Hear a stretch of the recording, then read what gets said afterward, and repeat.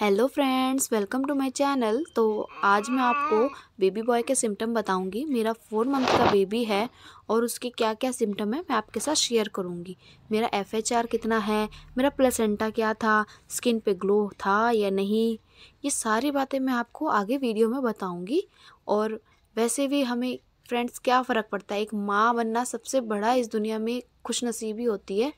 तो बस इस वीडियो को मैं इसलिए बना रही हूँ क्योंकि जब हम प्रेग्नेंट होते हैं तो हमें एक क्यूरियोसिटी होती है कि हमें बेबी बॉय होगा या गर्ल।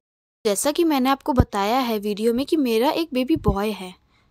तो उस टाइम पे मैं अपनी स्किन की बात करूँ तो मेरी स्किन बहुत ग्लोइंग हो गई थी, लेकिन पहले ग्लोइंग कर रही थी, बाद में बहुत डल हो गई थी। तो ज़रूरी नहीं है कि आपकी स्किन के साथ भी ऐसा ही हो सकता है कि पहले डल हो बाद में ग्लोइंग हो गई हो। तो दोनों सिचुएशन कुछ भी हो सकता है आपके साथ। और नेक्स्ट मैं अगर बात करूं बालों की, तो मेरे बालों की ग्रोथ नहीं थी, बट प्रेगनेंसी में मेरे बाल अच्छे खासे लंबे हो गए थे, शाइनी भी हो गए थे और थिक भी हो गए थे। तो मेरे बालों की ग्रोथ बहुत अच्छी हो गई थी प्रेगनेंसी में। नेक्स्ट मैं बात करूं अपने स्टमक पे जो निगरा लाइन बनती है उसकी, तो जो वो लाइन थी मेरी पूरी चेस्ट तक नहीं थी और ना ही तो जिगजैग जैसी थी। किसी की जिगजैग होती है, किसी की स्ट्रेट होती है, तो मेरी बिल्कुल स्ट्रेट थी और बहुत डार्क भी नहीं थी, ब्राउन कलर की थी और वो सिर्फ नेवल तक थी, नेवल से ऊपर गई नहीं। और मुझे क्रेविंग की बात करूं तो मुझे स्वीट्स की बहुत क्रेविंग होती थी। अगर मैं वैसे भी मुझे स्वीट्स बहुत पसंद है।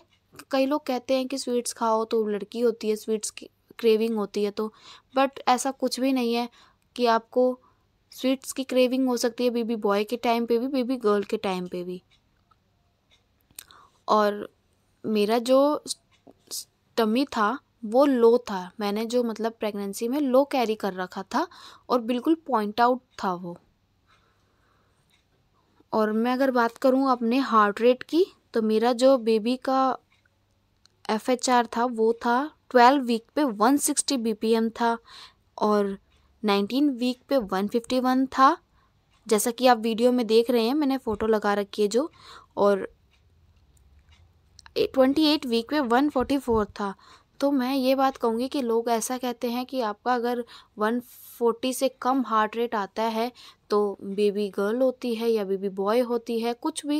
लेकिन ऐसा कुछ भी नहीं है फ्रेंड्स, कि आपका कभी भी कुछ भी हो सकता है। कोई इन हार्ट रेट से हम कभी भी गैस नहीं कर सकते हैं कि बेबी बॉय है या बेबी गर्ल है।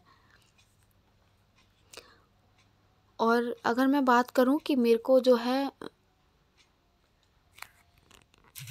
फर्स्ट 3 मंथ बहुत ही ज़्यादा मॉर्निंग सिकनेस नहीं थी, थोड़ी सी थी।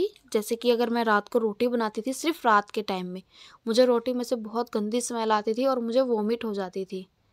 इसलिए मैंने तो कुछ टाइम के लिए रोटी छोड़ दी थी रात को बनानी। तो और वैसे मुझे पूरी प्रेगनेंसी मैंने खूब इंजॉय किया, मैंने हर तरह की चीज़ें खाई, मुझे किसी से कुछ प्रॉब्लम नहीं हुई। थोड़ी सी बस रोटी से मुझे रात के टाइम में प्रॉब्लम थी, बाकी मेरी प्रेगनेंसी बहुत अच्छी रही। और अगर मैं बात करूं, मेरे अंडर आर्म्स बहुत काले हो गए थे। जैसा कि होता है किसी के जो नोज़ होती है वो स्वेलिंग हो जाती है, तो हर किसी के अलग अलग सिम्टम होते हैं। मेरा तो यही था कि भाई अंडर आर्म्स बहुत ज़्यादा डार्क हो गए थे। अगर मैं आपको बताऊं मैं मेरा प्लेसेंटा क्या था, तो मेरा प्लेसेंटा पोस्टीरियर था, पूरी प्रेगनेंसी में पोस्टीरियर ही रहा। और मुझे गर्मी बहुत ज़्यादा लगती थी। तो फ्रेंड्स ज़रूर मुझे बताना कि आपको मेरी ये वीडियो कैसी लगी। अगर आप किसी भी तरह की इन्फॉर्मेशन चाहते हो या आप कुछ भी प्रेगनेंसी से रिलेटेड पूछना चाहते हो तो मुझे प्लीज़ कमेंट ज़रूर करना। Thank you. ये वीडियो बहुत लोगों से उनकी प्रेगनेंसी के सिम्टम जानने के बाद बनाई है कि सबके सिम्टम एक जैसे नहीं होते हैं। किसी किसी का क्या होता है कि बेबी गर्ल के सिम्टम होते हैं लेकिन बॉय होता है, कभी कभी बॉय के सिम्टम होते हैं बट गर्ल हो जाता है। तो फ्रेंड्स हमें इन सारी बातों को इग्नोर करते हुए अपनी प्रेगनेंसी को एंजॉय करना चाहिए, ताकि आपका आने वाला बेबी बहुत ही हेल्दी हो और स्वीट सा हो। तो इतना प्यारा गिफ्ट हमें गॉड दे रहा है तो हमें अपनी जर्नी को एंजॉय करना चाहिए ना, ना कि लोगों की बातों